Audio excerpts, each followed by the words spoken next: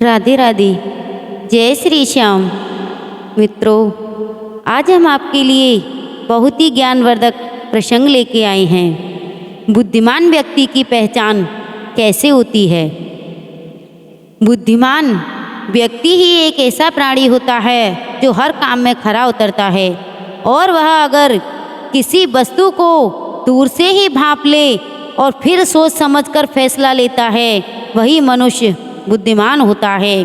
मैं आपको इसी संबंध में एक कहानी सुनाती हूँ, लेकिन आपसे एक विनती है कि जिसने भी हमारे चैनल को सब्सक्राइब नहीं किया है वह हमारे चैनल को सब्सक्राइब कर लें, क्योंकि आपका एक सब्सक्राइब हमारे लिए बहुत ही महत्व रखता है।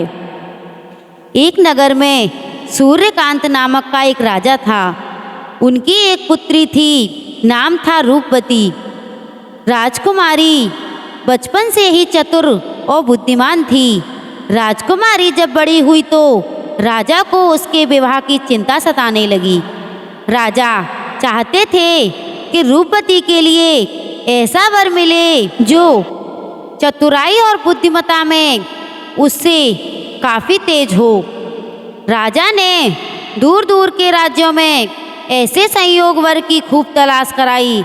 वर्षों बीत गए, परंतु राजा सूर्यकांत अपनी पुत्री के लिए वैसा वर चाहते थे, उन्हें वैसा वर नहीं मिला। एक दिन राजा उदास अपने बगीचे में टहल रहे थे कि अचानक उनकी दृष्टि बगीचे के एक ठीक बीच में बने सरोवर पर पड़ी।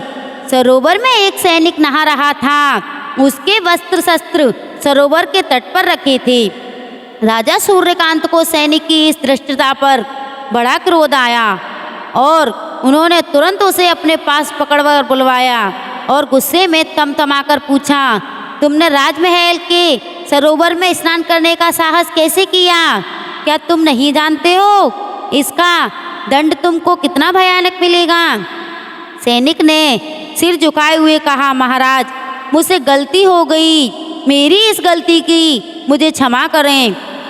वैसे भी मैं आपकी चिंता को दूर करने के लिए आपसे मिलना चाहता था, किंतु जब भी मैं आपके पास आने का प्रयत्न करता तभी सुरक्षा कर्मियों के द्वारा मुझे भगा दिया जाता था। आपके पास आने का मेरे पास यही एक रास्ता शेष बचा था। राजा सूर्यकांत सैनिक की इस चतुराई पर बड़े प्रसन्न हुए। उन्हें सैनिक पर विश्वास हो गया कि यह जरूर मेरी चिंता को दूर करने का उपाय बताएगा। राजा बोले, बताओ, हमारी चिंता दूर करने का कौन सा उपाय है जो तुम मुझे बताना चाहते हो? तो वह सैनिक ने कहा, महाराज, मैं सरोवर के तट पर एक स्तंभ बनाऊंगा जो उसको बिना हाथ लगाए गिरा देगा। उसी से आप अपनी पुत्री रूपमती का विवाह करा दीजिएगा। राजा को बिना हाथ लगाए स्तंभ गिरा देने वाली बात बड़ी विचित्र लगी। साथ ही शंका भी उत्पन्न हुई कि उस स्तंभ को गिरा देने का भेद सिर्फ ये सैनिक के अतिरिक्त किसी को भी नहीं पता होगा। कहीं राजसी घोषणा के बाद यही इस स्तंभ को गिरा ना दे और मेरा दामाद ना बन बैठे। वह बड़ी चिंता में बैठ गया, लेकिन फिर भी कुछ सोचते हुए राजा ने सैनिक को स्तंभ बनाने की अनुमति दे दी। कुछ ही दिनों में स्तंभ बनाकर सैनिक ने उस पर काला रंग कर दिया। ठीक 11वें दिन उसने सूर्यकांत के पास जाकर कहा, महाराज, स्तंभ तैयार हो गया है। अब आप बिना हाथ लगाए स्तंभ गिराने की घोषणा करा सकते हैं। घोषणा के बाद राजकुमारी से विवाह करने की इच्छा रखने वाले अनेक युवक आने लगे। युवक आते और स्तंभ को देखते ही तथा सिर झुकाकर चले जाते। किसी की भी समझ में नहीं आ रहा था कि आखिर बिना हाथ लगाए किस प्रकार से स्तंभ गिराया जा सकता है। समय धीरे धीरे गुजरता गया, लेकिन स्तंभ को कोई भी गिरा न सका।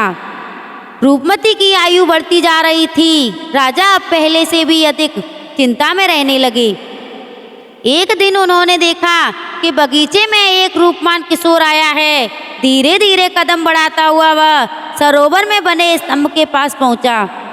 थोड़ी देर वह उसे देखता रहा, फिर पास के एक वृक्ष से एक टहनी तोड़ी, उसे सरोवर के पानी में डुबोकर उस पर फिराया।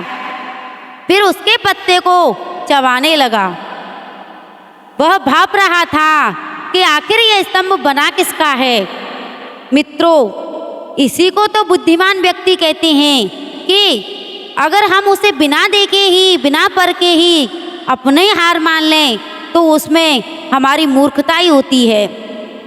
तो राजा ने उस युवक को ऐसा करते हुए देखा और उसके पास पहुंचकर कहा, क्या तुम बिना हाथ लगाए इस स्तंभ को गिरा सकते हो? उस युवक ने हाँ में अपना सिर हिला दिया। यह बात सारे शहर में फैल गई। थोड़ी देर में ही राजा के बगीचे में लोगों की भीड़ इकट्ठी हो गई। भीड़ के सदस्य देखना चाहते थे कि बिना हाथ लगाए युवक स्तंभ को कैसे तोड़ता गिराता है। राजा ने युवक को स्तंभ गिराने का आदेश दिया। आज्ञा पाते ही उस युवक ने उसके ऊपर मटके भर भर कर सरोवर का पानी डालना शुरू कर दिया। 2 दिन तक लगातार पानी डालने पर पूरा स्तंभ गलकर वह बह गया। राजा मुस्कुरा उठे। लोग उस युवक की जय जयकार करने लगे। अब तो राजा और रानी की चिंता भी दूर हो गई थी और रानी ने बड़ी प्रसन्नता से अपनी बेटी रूपमती के विवाह की घोषणा करा दी। विवाह हो जाने के बाद जब दोनों आशीर्वाद लेने राजा के पास गए तो राजा ने पूछा, बेटा तुम कोई भी हो, बुद्धिमान और चतुर भी हो, मुझे केवल एक बात बता दो कि उस स्तंभ को गलाकर गिराने का रहस्य तुमको किसने बताया?